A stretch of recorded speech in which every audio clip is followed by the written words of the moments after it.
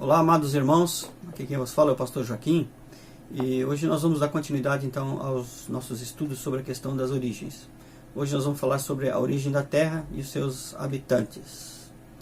Então, após infinitas eras se passarem em que o Altíssimo tenha trazido a existência a partir do nada, então, os mundos da antiguidade, e ter julgado a grande rebelião que houve lá no céu e os seus moradores, e todos os mundos adjacentes então a esse governo desse anjo caído e rebelde foram julgados por Deus. Todos os seres e as criaturas e os mundos que faziam parte dessa grande rebelião foram julgados por Deus. A Terra também passou por esse julgamento. A Terra agora assume uma forma decadente, em que nada lembrava os tempos de glória, onde havia uma raça de seres primitivos, inteligentes, de grande beleza também.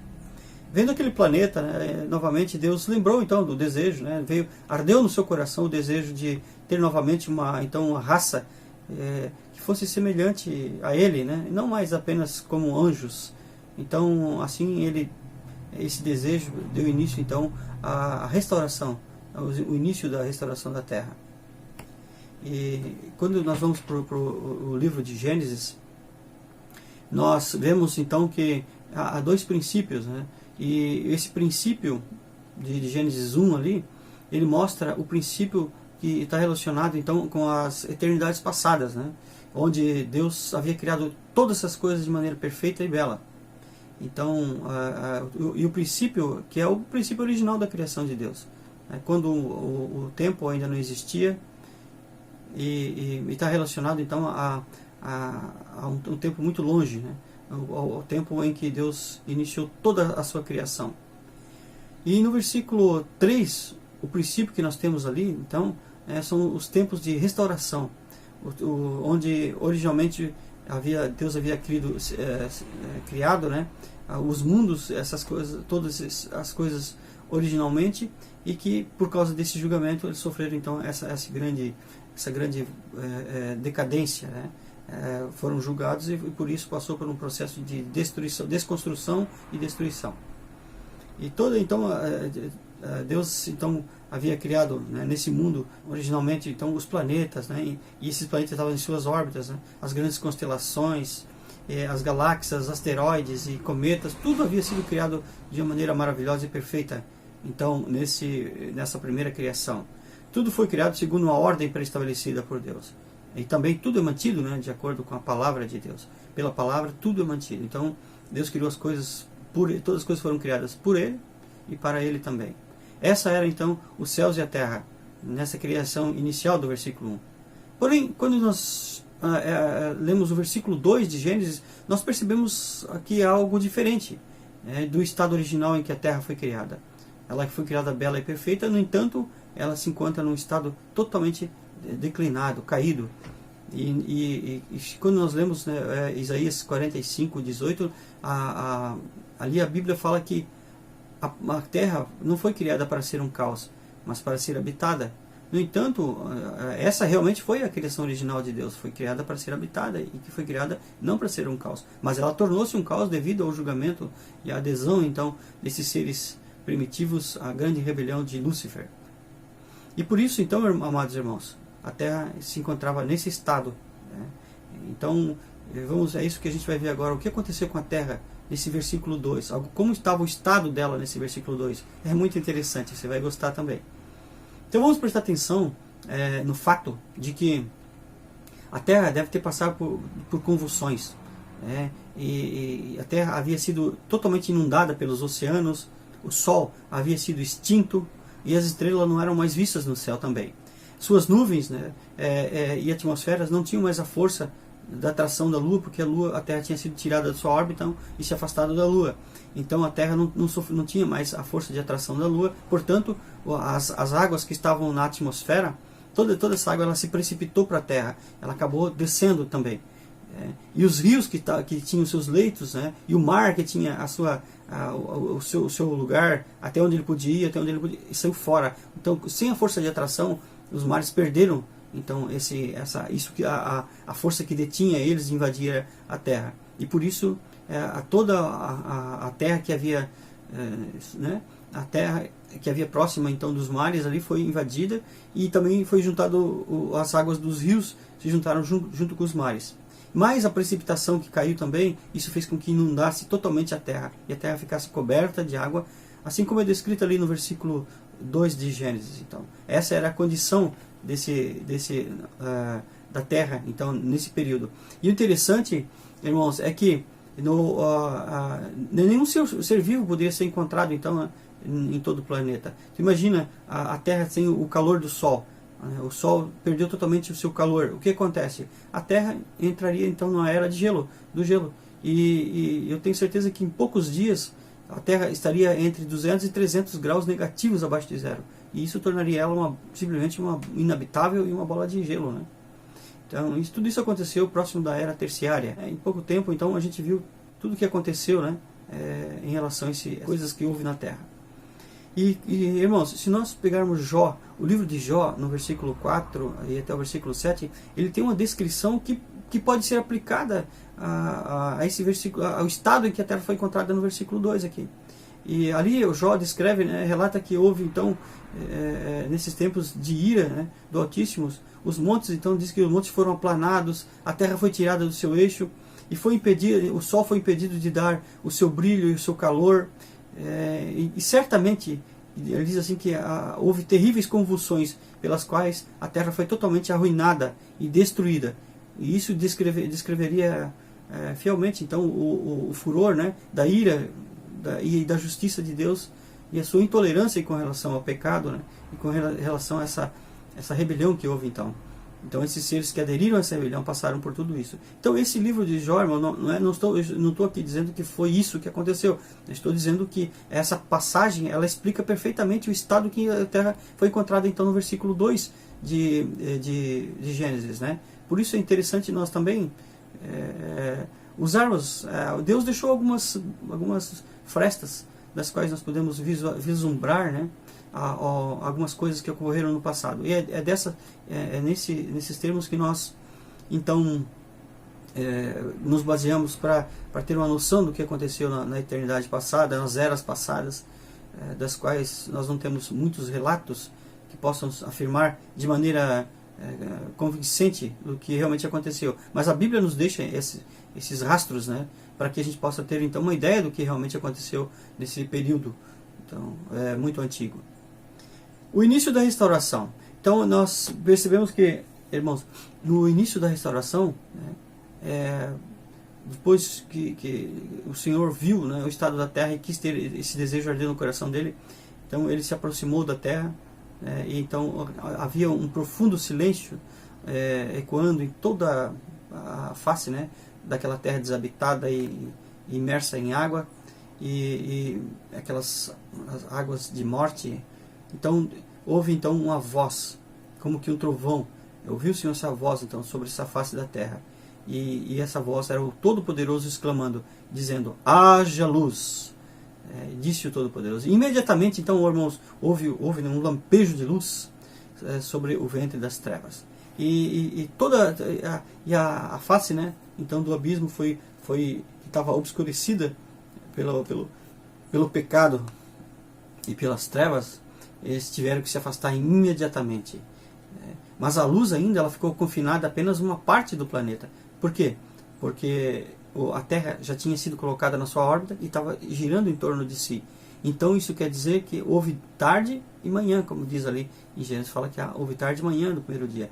Ou seja, enquanto uma parte do planeta estava de frente para o Sol, pegava sol nele, era dia, e a parte que estava atrás do planeta era noite. Então ainda a luz era uma luz difusa, não era uma luz concreta. Era a luz como se fosse como o nosso amanhecer, quando está amanhecendo, aquela luz ainda, né, bem não totalmente formada, uma luz ainda difusa. Essa era a luz do primeiro dia. Então a obra do Criador, a primeira obra do Criador foi fazer o quê? Foi exatamente separar, né, então, a luz e as trevas, né? Houve uma separação entre a luz e as trevas. Então, a primeira coisa que Deus foi fazer foi retirar então as trevas, né? Afastar as trevas do lugar onde haveria de iniciar então a sua criação. Então, irmãos, só que assim, muitos cientistas eles é muito até estudiosos da Bíblia, dizem que esses dias eles não são literais, e que esses dias podem ter durado séculos e algumas eras até mesmo, entre um intervalo entre um período de dia e outro período de dia. Mas nós, irmãos, que a partir do momento que nós começamos a perceber que se a Terra, se esses dias não fossem realmente dias de 24 horas, o que Deus fosse criar, ele não sobreviveria. Uma planta não sobreviveria há séculos sem sol. E os animais também não sobreviveriam sem o sol, sem a luz do sol. Então haveria décadas de sol e décadas de trevas, de noites. Então, certamente não haveria vida no planeta. Por isso nós cremos que realmente esses dias são dias de 24 horas. Cada dia desse corresponde a 24 horas. Então, e é por isso que nós podemos dizer que, de uma maneira mais, vamos dizer assim, mais concreta, de que realmente são dias de 24 horas. O primeiro dia se passou e eis que uma segunda ordem ecoou então na face do abismo, e mais uma vez a voz do Altíssimo é ouvida e cumprida imediatamente após ele pronunciar essa palavra. Então começou o movimento, de repente as águas que estavam paradas ali sobre a face do abismo, cobrindo toda a terra, essas águas começou a haver um grande movimento, e elas começaram a se agitar. Parte dessas águas então elas foram levadas então até a atmosfera e em forma de nuvens, Então elas foram evaporadas até a atmosfera em forma de nuvens, e então isso fez com que o nível de água baixasse um pouco mais. Então houve uma separação entre as águas de baixo e as águas de cima, e entre essas duas águas então foi formada a atmosfera, ou os céus dos pássaros que nós conhecemos hoje. Então esse foi então o trabalho do segundo dia. O segundo dia o Criador, no primeiro dia ele havia separado entre a luz e as trevas. Agora o segundo dia também foi um dia de separação. Agora ele separou das coisas de baixo das coisas de cima. Ou seja, ele separou as coisas que são terrenas das coisas que são celestiais. Houve uma separação. E esse ar que ficou, chamado atmosfera, no grego ali, ele é falado, dito como sendo o pneuma. No grego quer dizer a mesma palavra usada para espírito, para definir como espírito. Então, é bem interessante, Então, no segundo dia, o que separa ali é o espírito, que separa as esferas. Na nossa vida é a mesma coisa. O mesmo fato se dá. As coisas são separadas. O que separa das coisas terrenas é exatamente o espírito. O segundo dia terminou, houve tarde e manhã então do segundo dia. E o terceiro dia, novamente o planeta entrou, houve uma grande revolta nas águas. Grandes ondas foram impelidas de um lado para o outro, e enquanto se dirigiam então apressadamente da terra seca para os seus receptáculos que Deus havia lhes então criado para eles, e foram totalmente, começaram a sair, então as águas começaram a se revoltar e começaram a sair, então, e a terra começou a surgir, então, por causa do afastamento das águas, a terra começou a surgir, como se ela tivesse ressurgido das águas de morte. Começou então a terra começou a aparecer. 1/3 de toda a terra que havia em nosso planeta, ela emergiu, então ela ficou, e isso mantém-se até hoje, E assim que a terra surgiu, o nosso Criador, ele já começou a semear então um manto verde sobre toda a terra. As ervas, as gramíneas, pequenos líquens foram então, cobriam toda a face da terra. Onde havia terra, havia então esse verde. Então a vida deu início à vida. E esse terceiro dia, e por um lado, irmãos, se vocês perceberem, o sentido espiritual dele, na verdade, no terceiro dia, é que a terra ela surgiu então de dentro das águas de morte, para que a vida pudesse ser surgida então. Isso representa, por um lado espiritual, Cristo ressurgindo dentre a morte, para que a vida pudesse surgir, ou seja, para que a igreja pudesse surgir, então, e a vida pudesse se multiplicar em todo o planeta. E esse terceiro dia é muito significativo para nós hoje. Então o terceiro dia tipifica então o dia da ressurreição, quando a terra ressurgiu dentre as águas da morte, e quando Cristo também é uma prefiguração de Cristo ressurgindo da morte para poder gerar a igreja, para poder gerar a vida dentro dos homens. E então o terceiro dia foi muito interessante. Terminou o terceiro dia, e o terceiro dia houve tarde e manhã também. iniciou-se então a partir do que o nosso Criador surgiu a Terra, e ele viu que havia ainda a necessidade de uma luz concreta para que as plantas e os animais pudessem viver, e pudessem se multiplicar então sobre a Terra.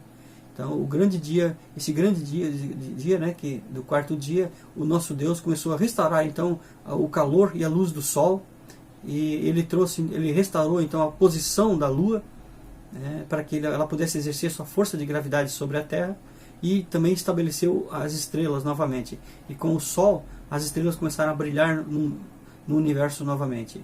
Então, a vida já poderia ser gerada a partir então dessa luz. Onde há luz, há vida. A luz e a vida, nos versículos da Bíblia, João, principalmente quando ele fala da luz, geralmente ele já coloca a vida em seguida. Então, a luz e a vida, elas estão intrinsecamente ligadas umas às outras. E o quarto dia, irmãos, foi um dia realmente maravilhoso. Deus restaurou então os céus, restaurou a nossa galáxia aqui, e eu creio que todo o universo onde havia desordem foi restabelecido com essa ordem do Criador do quarto dia. E o quarto dia ele tem um significado também, um significado espiritual bem interessante. O quarto dia ele tipifica então o dia, tipifica então o sol, né, que representando o próprio Deus, a lua representando a igreja e as estrelas representando os cristãos. Por quê? Porque o sol ele tem luz própria, mas a lua não tem luz própria. A lua reflete a luz do sol. Como a igreja, que não tem luz própria, que não tem glória própria, ela reflete a glória de Deus e expressa o Deus através então desse significado. Então. E agora, e as estrelas? As estrelas no céu também, elas tipificam os cristãos de maneira individual, que estão no mundo, estão nesse universo cheio de trevas, e que no meio desse universo eles são luzes para o mundo. Eles resplandecem e clareiam o nosso mundo. Por quê? Porque eles testificam da glória de Deus, do poder criador de Deus. Então é muito significativo então esse quarto dia, e ele representa então Deus, a igreja e os cristãos em geral. É maravilhoso esse quarto dia. E houve tarde e manhã também do quarto dia. Mais uma vez o Criador estava satisfeito com a sua criação. O quinto dia, como já o sol havia sido restabelecido, a luz havia sido tornado concreta, Deus então começou a encher a terra, a povoar a terra com os grandes enxames. E nos ares ele ordenou então que fossem cheios de pássaros, as aves enchessem os céus. E os mares, que cobriam então duas partes da terra, 2/3 da terra, ele encheu com os enxames de peixes. Ele disse, tudo isso foi criado através da palavra. Deus disse, haja, e eles imediatamente vieram a existir. Deus então povoou os céus e também povoou os mares com esses seres, enxame desses seres viventes. E isso fez com que Deus achasse isso muito bom, né? Esses seres ter sido criado em grande quantidade. Então, o quinto dia representa então a multiplicação da vida. Representa a igreja como a multiplicação da vida. Onde a igreja está, onde está Deus pode multiplicar a sua vida então através da igreja. E houve tarde de manhã então do quinto dia. O sexto dia ele foi muito marcante, porque quando Deus então povoou os céus e os mares, agora ele começou então a povoar a terra. O sexto dia, a primeira parte do sexto dia, ele então começou a criar os grandes animais. E ele criou, ele criou 3 tipos de criaturas, né? Então, primeiro os animais domésticos, depois os animais selváticos ou selvagens, e também uma classe de animais chamados os répteis, né? Ou animais rastejantes que rastejam sobre a terra. Todos esses animais, essas criaturas que haviam sido criadas, todos eles, inclusive o homem que foi criado mais tarde, todos eles eram seres herbívoros, né? Todos eles foi ordenado apenas comer de ervas, semente, frutos das árvores. E ainda não havia a necessidade do homem se alimentar ou de se alimentarem de carne. Até porque não havia ainda nenhum tipo de morte, não havia nenhum tipo de corrupção até ali, né? Até esse momento em que a terra havia sido restaurada até aquele momento. Na primeira parte do sexto dia, então, foi criado esses animais. Na segunda parte do dia, quando o Senhor olhou aqueles animais e viu todos aqueles seres belos, maravilhosos, então ele percebeu que nenhum daqueles seres podiam realmente representar o Senhor, né? Representar Deus na sua glória, expressar o seu reino. Então o que ele fez? Ele olhou para aqueles seres e disse: vou criar um ser diferente. Eu vou criar um ser que seja parecido comigo, ou seja, que tenha a minha imagem e a minha semelhança, para que ele pudesse exercer então o domínio, para que ele pudesse então guardar e cultivar tudo que eu tenho, essa minha bela criação que eu fiz aqui. Então, a partir disso, então, o Senhor Deus começou a formar, né, o homem do pó da terra. E ele moldou então aquele boneco do pó da terra e soprou em suas narinas o fôlego de vida. Então, e esse homem passou a se tornar a alma vivente. Isso está lá em Gênesis 2:7. É bem interessante esse fato de o Senhor ter moldado da terra, né? Porque o verbo que é usado ali realmente ele não é o verbo bara, é o verbo assa, que significa trazer à existência algo a partir de uma matéria pré-existente. Então isso é como se fosse moldar alguma coisa, né? É o que o oleiro faz, ele molda o vaso a partir do barro. Foi o que Deus fez também, ele moldou então, uma forma humana a partir do barro e soprou em suas narinas então o fôlego de vida. Alguns pontos a gente precisa se considerar em relação a essa criação, né, do homem ali. Primeiro, a formação do corpo, né, e depois a infusão do fôlego de vida que trouxe a vida ao homem, né, e que ele passou então a ter a consciência de si mesmo. É interessante esses pontos porque isso define então o que realmente é o homem. Então agora nós vamos também descrever como foi a formação do homem, como foi a criação do homem, mas isso, amados irmãos, vai ficar para o próximo vídeo. Por quê? Porque para não ficar muito longo esses vídeos, nós vamos dividir em uma série, fazer uma série. E não perca a próxima série. Ele vai falar tudo como ser moldado, como foi moldado o homem. Ele vai falar como que é formada a psique do homem, né? Vai falar a questão do espírito do homem, do que é composto o espírito do homem e por que cada parte dessa é importante para nós. Por isso, irmão, não perca a próxima série, a continuação dessa série que nós estamos fazendo, e você vai ser grandemente ajudado com essa visão espiritual da criação. E além de ser uma coisa maravilhosa, linda, ver a obra do Criador, isso testifica acerca dele, acerca da veracidade da sua existência e do amor que ele tem para com as suas criaturas. Jesus é o Senhor. Até o próximo vídeo, então, amados irmãos. Um grande abraço. Fica com Deus.